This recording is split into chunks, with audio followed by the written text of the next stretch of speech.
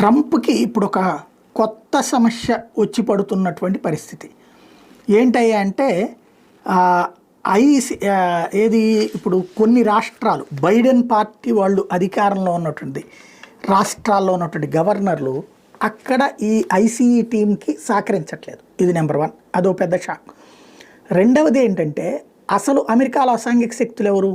విదేశాల నుండి అక్కడికి వచ్చి ఎలాంటి వీసా పాస్పోర్టు లేకుండా లేకపోతే ఉన్న అక్కడ నేరాలు చేసిన వాళ్ళు, మర్డర్లు చేసిన వాళ్ళు, రేపులు చేసిన వాళ్ళు, కాల్పులు జరిపిన వాళ్ళు, వీళ్ళందరూ ఎక్కడ ఉన్నారు? జైళ్ళల్లో ఉన్నారు. ఈ జైళ్ళ డేటా ఎవరి దగ్గర ఉంటుంది?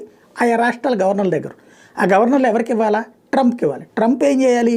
మిగతా వాళ్ళని ఎత్తుకోవడానికి ఐసీఈకి పంపించాలి. కానీ ఈ నేరస్తులని వెంటనే డిపోర్ట్ చేయాలి. ఈ విధమైన పని చేస్తే కదా అప్పుడు కదా అసలు సమస్య కంట్రోల్ అయ్యేది. ఎందుకంటే అరాచక శక్తులు ఆల్రెడీ జైళ్ళలో ఉన్నారు.